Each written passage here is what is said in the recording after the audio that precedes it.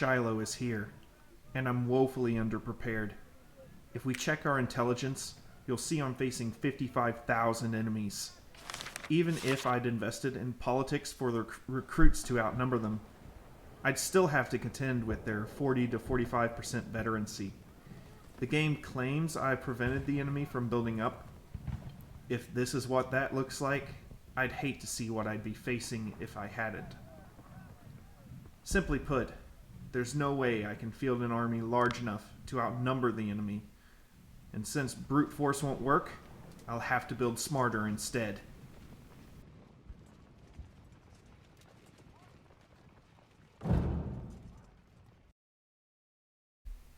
The pre-battle screen reveals I already have a major problem. The Confederate artillery vastly outnumbers my own. If we march to battle in this state, they need only set up within canister range to shred any position I attempt to defend. That is something I cannot allow. This episode has been a long time coming, because I've failed to win this battle more times than not. Take this sample save, for example. In this army, I've attempted to make use of my 2nd Corps' remaining space by fielding undersized infantry regiments, which I intended to merge in battle. These units are extremely weak, and arguably worse than worthless, considering their presence increases the size of the extremely experienced Confederate army. Maybe there will be a time for this idea down the line, but not now.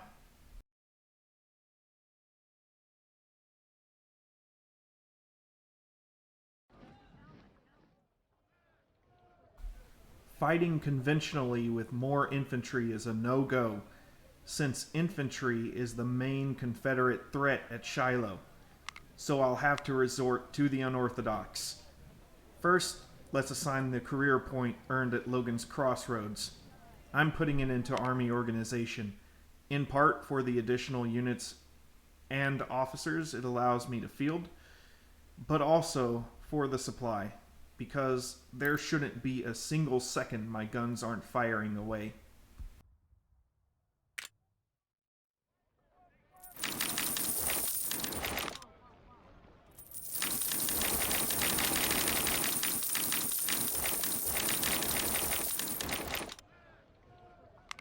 Next, I'll address leadership.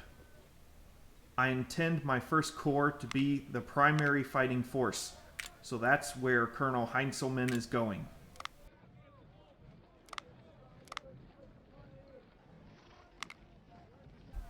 I'll also transfer the veterans. The 2nd Corps will be filled out with weaker units.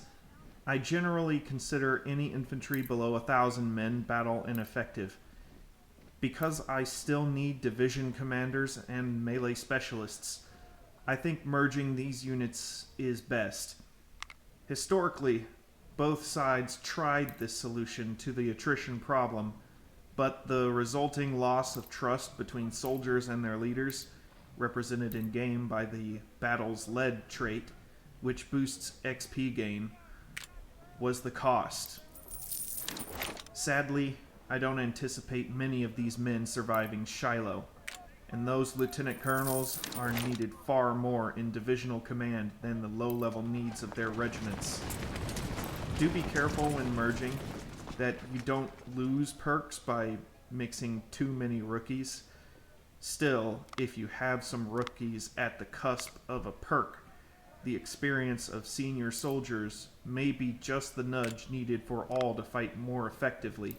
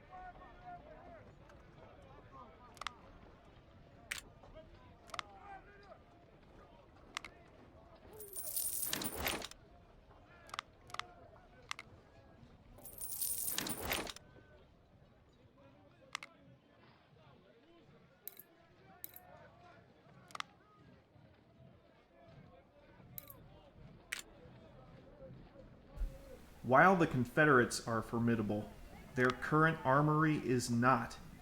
Those 2,000 Lorenz rifles will perform quite nicely against trash-tier reboard muskets. The 24-pound howitzers are a tempting offer, but one I choose to pass, which means the 2nd Corps will have to make do with obsolete 6-pound field guns.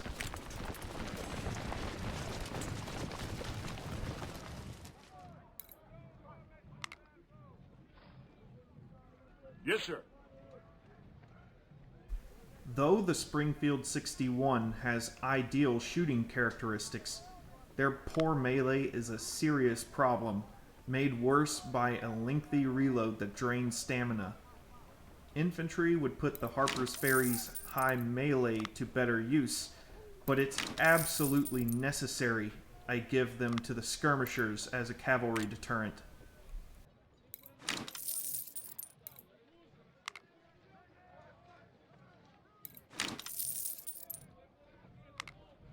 Form line!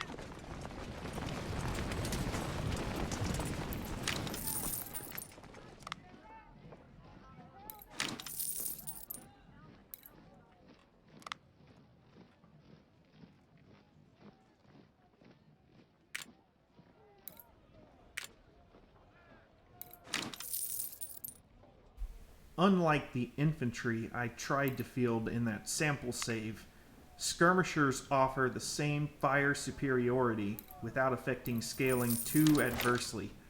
In a pinch, they can even support friendly infantry in a melee. Unlike detached skirmishers, they can be charged by the AI, so keep that in mind if you choose to rely on them as heavily as I have.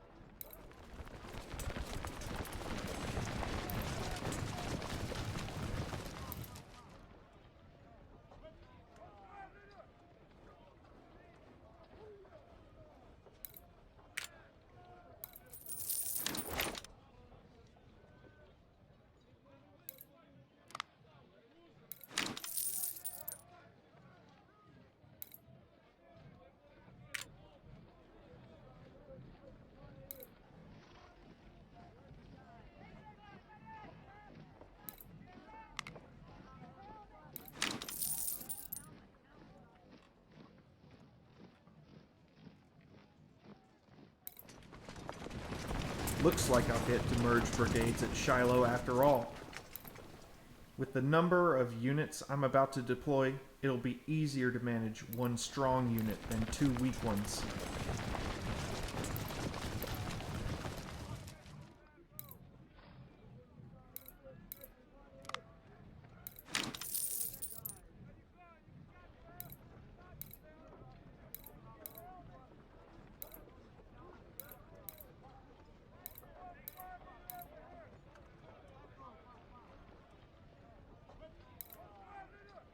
Form line!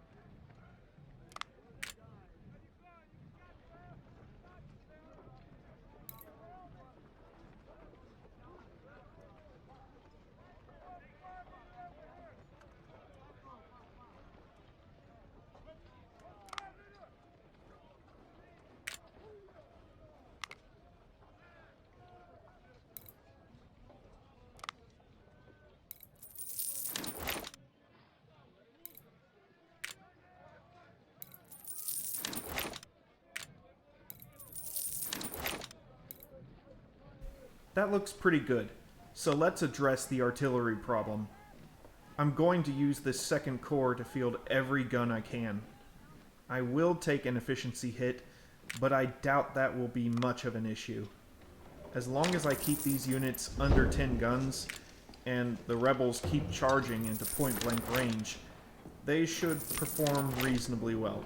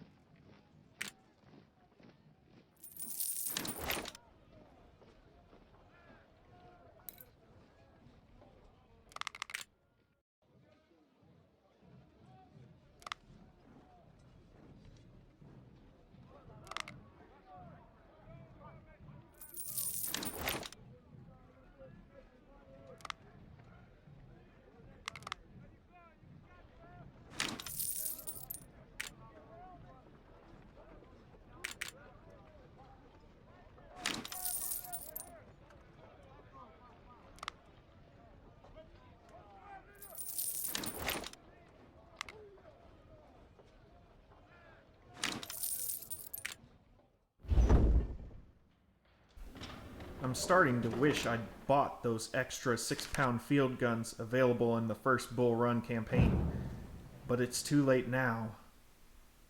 You can see the enemy numbers have gone up, but the gap in guns is substantially lower. I'll go ahead and field the available 6-pound field guns to supplement my army's canister.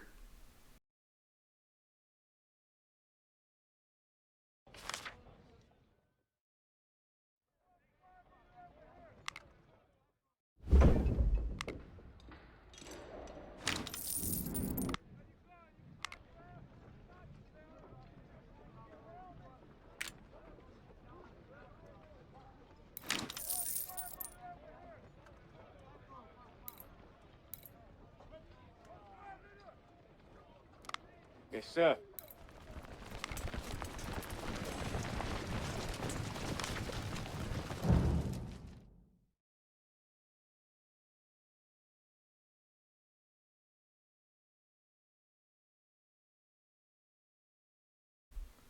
I could fight the battle now, and I'd win it. So, let's go ahead and clear out the shop.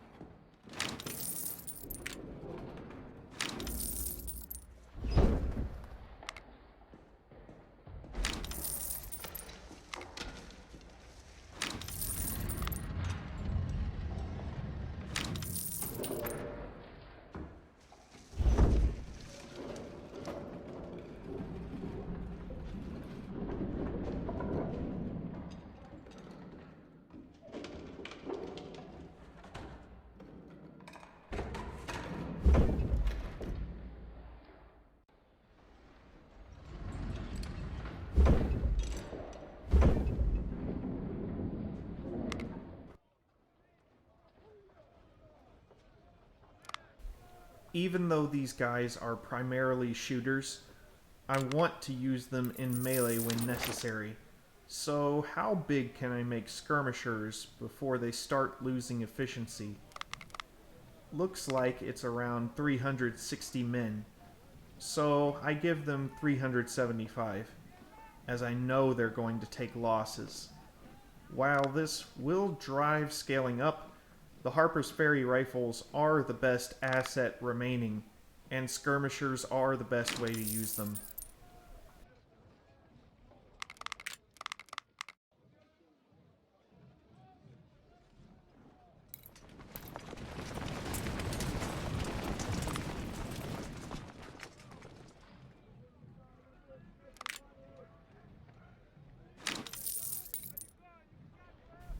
It seems the veterans won't help much as long as I rely on captains.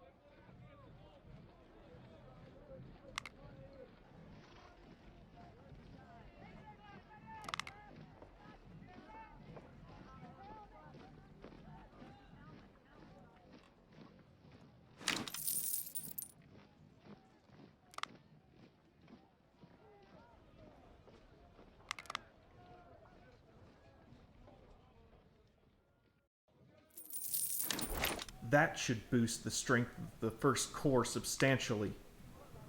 Since I have 2 unit slots left in the second corps, I'll field some cavalry to hopefully recover surrendered units, capture supply wagons, things like that. Because I diligently hunted the Confederate cavalry, I have a decent supply of Sharps carbines and Palmetto 42s, perfectly serviceable weapons for raw recruits. Because cavalry are expensive units, I'm not going to cheap out on leadership. For the first time in this campaign, I'm buying good quality officers to lead these units.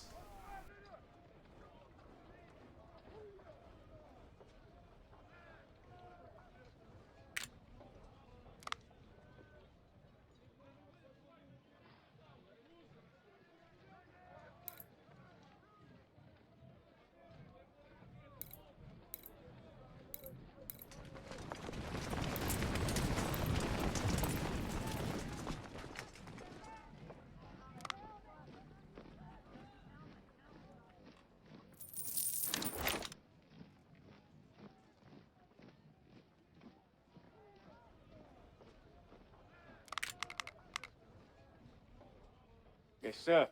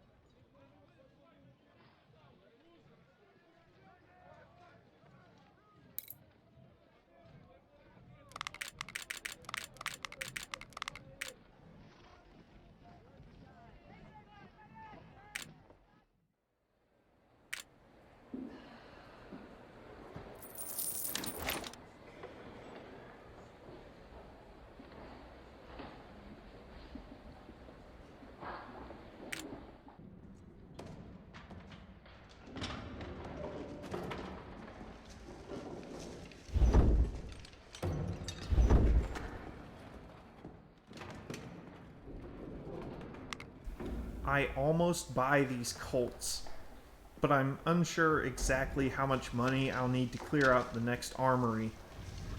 I decide it's safer to pass for now, but don't worry. I'm using skirmishers because they're cheap, but you'd better believe you're going to see melee cavalry in this melee army.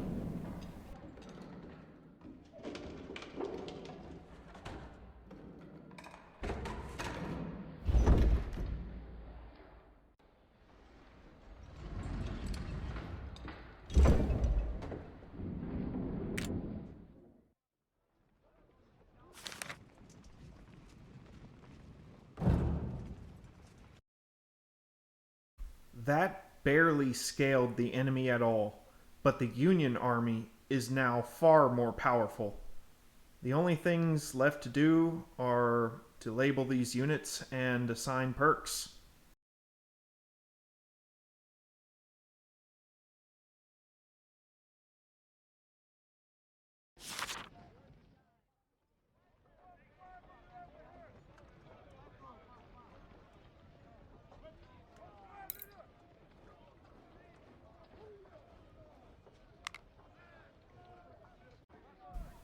Hopefully, that makes things easier for all of you to see.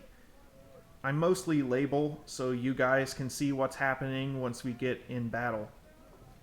As you can see, there are a lot of resources available to me, but I don't see much point in using them when the Confederates will scale up. Whatever I put in, I just end up losing.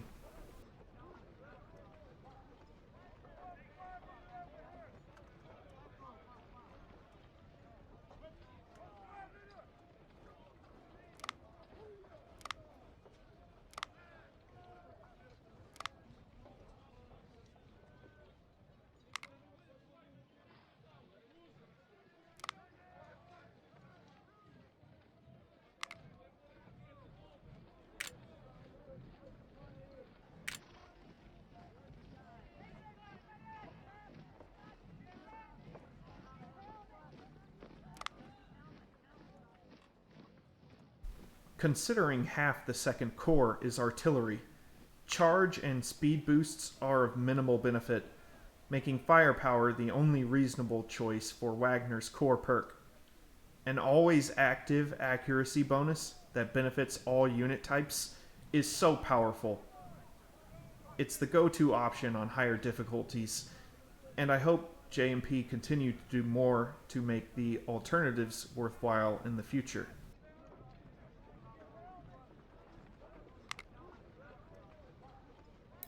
Stedman and Hodgson, of course, get bayonet training to complement their smoothbore muskets, but Lawton is undersized, and I decide it makes more sense to give him musketry drills.